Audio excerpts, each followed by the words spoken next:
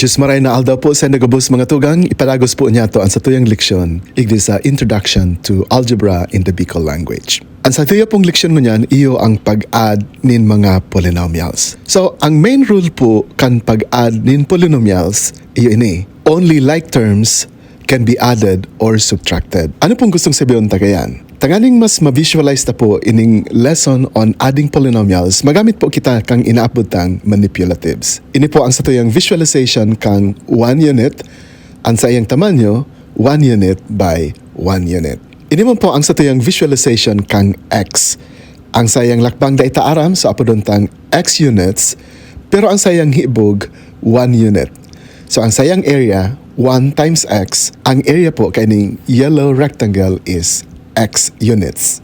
Ini man po ang satuyang visualization kang x squared. Saro po siyang kwadrado na ang sayang tamanyo x units by x units. So ang sayang area is x squared. Marisa po nindo na ang lakbang kang x is 1 unit. Marisa man po nindo na ang lakbang kang square is x units by x units. Ngunyan po, halimbawa igwa kita ning x saka 3x. Masasabi ta po na ang x saka 3x sinda mga like terms. Ning huli po, tapag sinabi tang like terms, pigihiling ta po ang variable raised to the same exponent. So here, ang variable ta po x, mayo ning exponent, so ang implied na exponent niya is 1. So parehas po, ining duwang terms na ini, ang sa endang literal coefficient is x raised to the first or simply x. Kung i-visualize na po sila, ini po ang resulta. Ini ang x, ini ang 3x. Ngunyan, to add x plus 3x, i-combine ta po ining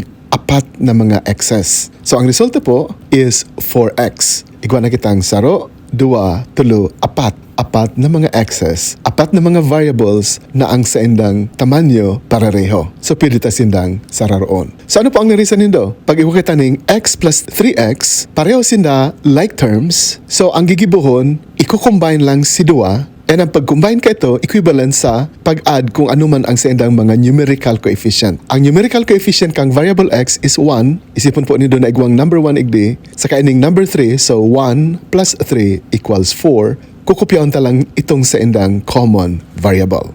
Let's have another example. Halimbawa, igwa kitang 2x plus 3x. So ang sa endang literal coefficients are x and x. So we have the same variables raised to the same exponents, therefore, considered po ining like terms. Ini po ang sayang visualization.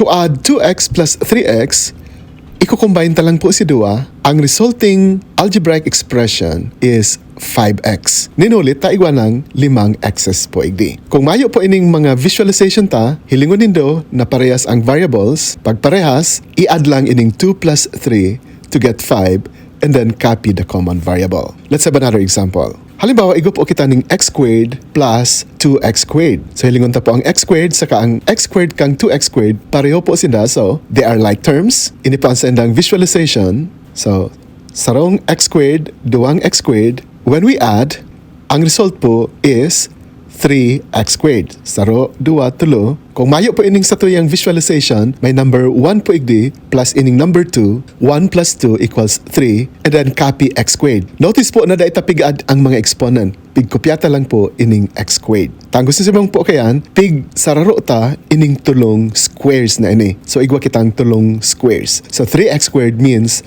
tulong squares na araw kani. Halimbawa po, igwa kita kaining x plus x squared. Are they like terms? Hilingon ta po ang exponent kang inot, mayong exponent. So ang gusto sabihin po kayan, may implied na exponent 1 igdi ang exponent 2. So magkaibaan sa ng exponents, bako po silang like terms. Kung sa tuya pong i-visualize, ini ang resulta. Klarado na bako po silang magkapareho. And kung i-add ta po ang 2, ninhuli ta bako silang like terms, mayo na po kitang pwedeng i-combine. Ang resulta po, x plus x squared manggiraray ang sa endang sum. So ang simbag, isurat lang nindong binomial. Bakong gabos na panahon, ang sum maresulta sa saro lang na term. Minsan, pag mayo ka nang pwedeng i-combine, isurat mo lang sinda as binomial or trinomial or piraman na terms, basta mayo nang pwedeng i-combine, tabako na sindang mga like terms. So importante po yan, ang x saka ang x squared, dahil mo sinda pwedeng saroon pa. Ang reason is, bako sindang like terms. Visually,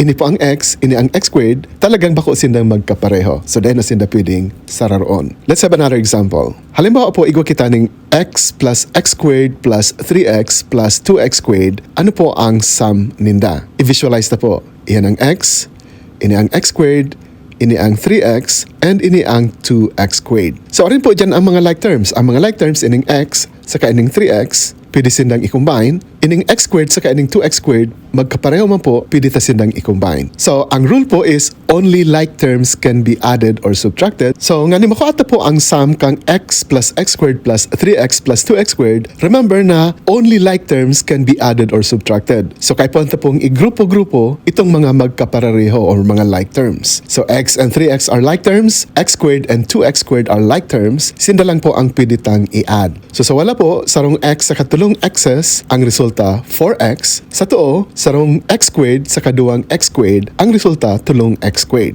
So, therefore, the sum of x plus x squared plus 3x plus 2x squared is equal to 4x plus 3x squared. Ini po si 4x, ito po si 3x squared, and bako na sindang like terms. Gusto sabihin, dahil na sinda pwedeng i-simplify pa, yun na ni ang sa tuyang simbag. The binomial 4x plus 3x squared is already in its simplest form. Dahil na siya pwedeng i-simplify pa. Halimbawa po, we are asked to add x plus x squared plus xy plus 2x squared plus xy plus 3. Ano po ang saindang sum? I-visualize na po, giray sinda. Yan ang x, ini ang x squared. Ang xy po is a rectangle, na ang sayang lakbang is x, ang sayang laba is y. Dahil aram kung arin ang halaba ang x or ang y, but for our representation, i-assume ta na ang y iyo ang halaba. Pwede man na ang y ang halipot. Ang importante, consistent lang po kita kung arin ang x saka ang y. Then ang 2x squared is this, duwang x squared. Then igwa giray kita ng xy. Then igwa kita ng constant 3. So 1, 2, 3. Again, the rule is only like terms can be added or subtracted. So, igrupo-grupo ta po itong mga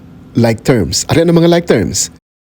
Ining x, mayong kapareho, so isurat lang na x. Ining x squared, saka ining 2x squared, tulo na po sindang x squared. Ining xy, saka ining xy, duwa na po sindang xy. And ining 3, kinupyata lang po igdi sa to. So gabos na po sila nakagrupo sigon sa pagiging like terms ninda. So ano na po ang satong simbag? Igwa kitang x, igwa kitang tulong x squared, igwa kitang duwang xy, and igwa kitang 3. So ini na po ang satuyang result. Ngunyan po, igwang convention sa pagsurat ng mga algebraic terms. Gusto ta po sindang isurat in descending order. Pag sinabi ta pong descending order, ang gustong sabihin po kayan, isusurat ta sinda hali sa pinakahalangkaw na exponent kang variable pasiring sa pinakasadid. Ang pinakasadid na degree is ang sa constant, ninguli ta ang variable niya implied na variable raised to 0. So ang degree po kang any constant is 0 degree. So, ini po ang may pinakahalangkaw na degree.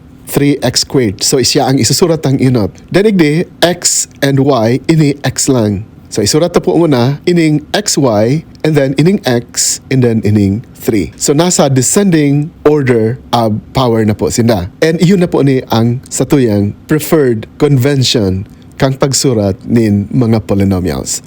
So, ang simbag ta po is 3x squared plus 2xy plus x plus 3. So, iyan po ang pag-add nin mga polynomials. O turon ta po na only like terms can be added or subtracted. Ngunyan po na pag-visualize nindo kung ano ining mga polynomials, mas mapapadali po sa indo ang pag-decide kung ano ang mga like terms. Kung kamo nagpuon ng mag-adal ning algebra, nagabos mga abstract na xy, ngunyan po na igwa kamo mga idea kung paano i-visualize ining mga polynomials. Sigurado po ako na nagkaigwa ko man ng ibang paghiling sa algebra, na ang algebra bako lang mga xy, kundi ini po sarong lingwahe na may corresponding interpretation sa physical world. And kaya po nga sinabi ninda na ang mathematics is the language of the universe. Para po sa indong exercise, igwa po kaming ilalaag na link sa description saka sa comment section kang mga classwork na pwede po nindong simbagan.